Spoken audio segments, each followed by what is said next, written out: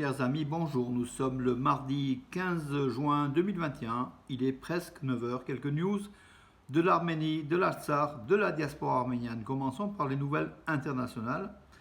Hier, en marge du sommet de l'OTAN à Bruxelles, Emmanuel Macron, le président français, a rencontré son homologue turc, Recep Tayyip Erdogan, pour un peu aborder les derniers thèmes qui faisaient l'objet de conflits, en fait, la présence de la Turquie en Méditerranée du Nord, Chypre, Grèce, Libye, Sud-Caucase, la tension entre Ankara et Paris, avec les déclarations très bizarres, enfin très dures d'Erdogan envers Macron.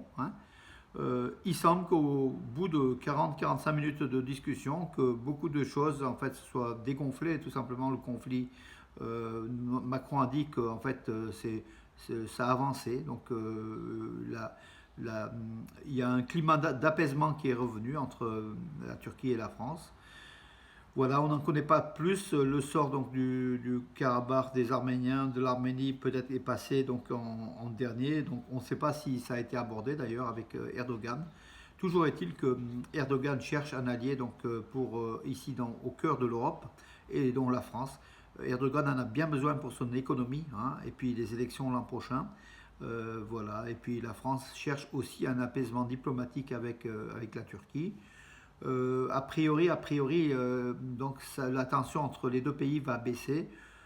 J'espère que c'est pas au détriment des Arméniens, voilà. Mais on peut faire confiance peut-être au président français Emmanuel Macron qui a quand même fait quelques déclarations auparavant. On espère ne pas être trahi dans les faits. Erdogan a rencontré également le président américain Joe Biden. Et une nouvelle fois, donc même donc à ce niveau-là, donc la tension entre les deux hommes, entre les États-Unis et le partenaire de l'OTAN en fait, la Turquie, soit baissée donc la tension. Donc Erdogan a parlé de rencontres positives. Donc voilà, donc du coup pareil, donc voilà, donc un certain nombre de reproches qui étaient réalisés par les États-Unis à la Turquie, qui est un partenaire pas très fiable de l'OTAN, qui a acheté même des armes russes, notamment les S-400. La tension baisse, donc Erdogan cherche à tous les niveaux une baisse des tensions. Après toutes ces déclarations tonitruantes et vraiment indignes d'un chef d'État, en traitant même Macron de fou, et puis toutes ces déclarations, tout ça c'était un coup d'épée dans l'eau. Donc aujourd'hui, ça se dégonfle. À Bruxelles, donc le partenaire de l'OTAN qui est la Turquie reste en place. Voilà, donc l'Occident fait profil bas même face à la Turquie. La Turquie qui a fait aussi un pas par cette attitude conciliante d'Erdogan. Mais bon, ça cache peut-être aussi d'autres faits futurs que fourmillent enfin dans la tête de ce dictateur d'Ankara.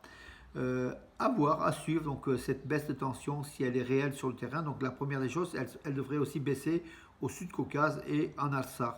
Artsakh où logiquement aujourd'hui donc Erdogan devrait se rendre à Chouchi et pour demain pour assister après au match Turquie-Pays de Galles à Bakou dans le cadre de l'Euro 2020 de football. En espérant que cette tension baisse, les Arméniens souhaitent aussi cette baisse de tension. Et souhaite aussi la justice, parce qu'en fait, il faut que justice soit aussi rendue au peuple arménien qui a quand même souffert de cette présence turque au Sud-Caucase. 100 ans après le génocide, un nouveau génocide allait commencer, voilà, qui a fait 5000 soldats morts, donc, et la Turquie est coupable, responsable, et acteur de ces faits avec l'Azerbaïdjan. Alors, tension pareille donc, dans la région de Sunik, au sud de l'Arménie, à la frontière arméno-azérie, où plusieurs villages, donc des habitants de villages, rencontrent sur leur parcours la route nationale qui est à la frontière entre l'Arménie et l'Azerbaïdjan, en fait, entre Goris et Kapan. En fait, il y a plusieurs dizaines de kilomètres qui sont frontaliers. En fait, la route, elle est justement des deux côtés, entre l'Azerbaïdjan et l'Arménie, qui est située en Arménie. Par contre, les villageois disent rencontrer souvent des soldats azéris en armes, en train de les intimider. Donc voilà, Arman Tatoyan, le monsieur droits humains en Arménie, a fait un rapport. Il reçoit des coups de fil, des rapports nombreux des villageois de Chournour, de Vorodan, en fait des régions frontalières. et qui affirment que de temps en temps, ils rencontrent des soldats azéris sur leur chemin, sur la route, des soldats qui les menacent avec des armes même. Hein. Voilà, donc quand même, c'est assez grave.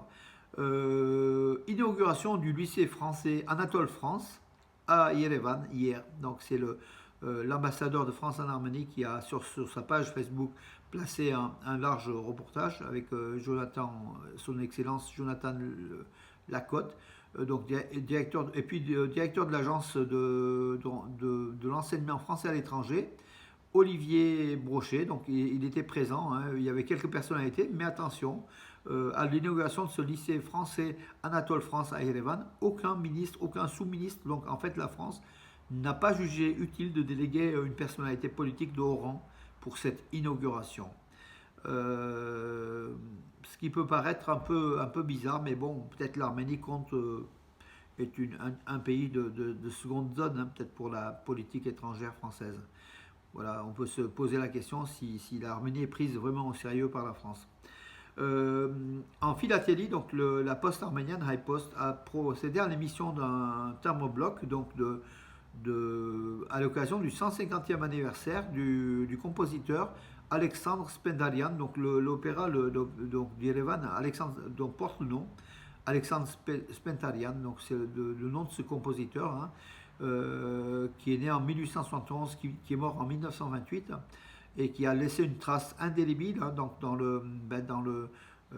la culture de l'Arménie. Voilà, la poste arménienne a honoré avec l'UNESCO en fait, hein, donc de cette émission postale donc d'un thermoposte.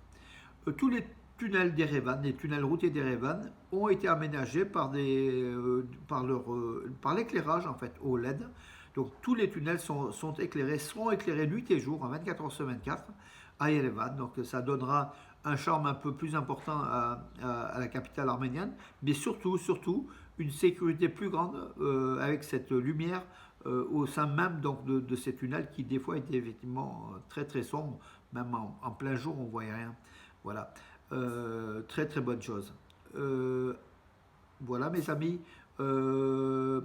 Alors, patrimoine arménien, donc le complexe monastique arménien Saint-Thomas, Soulp-Thomas, de Van, en fait c'est sur le bord du lac de Van à 75 km de la ville de Van, hein, puis qui met sur les rives du lac de Van à 2000 mètres d'altitude. Ce Saint-Thomas, ce complexe monastique Saint-Thomas est à l'abandon et sert d'étable pour les veaux, pour les chèvres, les vaches, enfin pour les agriculteurs, enfin les éleveurs de la région qui encore une fois, une église arménienne et un monastère en ruine. Cette église, ce monastère a fait aussi l'objet de chasseurs de trésors, le trésor des Arméniens, donc des chasseurs de trésors turcs ou kurdes, qui creusent donc le sol, les murs, les fondations, pour trouver des supposés trésors des Arméniens, l'or des Arméniens cachés par les Arméniens lors du génocide. C'est souvent un leurre en fait, hein, puisque de ces milliers de creusements, très peu aboutissent en fait à la découverte de l'or des Arméniens. Voilà, hein. Mais ces creusements fragilisent les fondations de ces couvents, de ces églises, qui ont besoin d'une reconstruction du moins partielle, au moins du regard des autorités locales turques, mais qui ne sont pas du tout intéressées à mettre en valeur un joyau du patrimoine arménien du XIe siècle. Donc ce couvent, en fait, cette église Saint-Thomas date du XIe siècle, hein. C'est dire, hein, de plus de 1000 ans, tout simplement.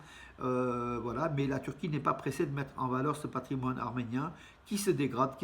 Voilà, donc les autorités, souvent kurdes de la ville de Van, demandent une rénovation pour attirer des touristes et une manne, bien sûr, financière, économique importante.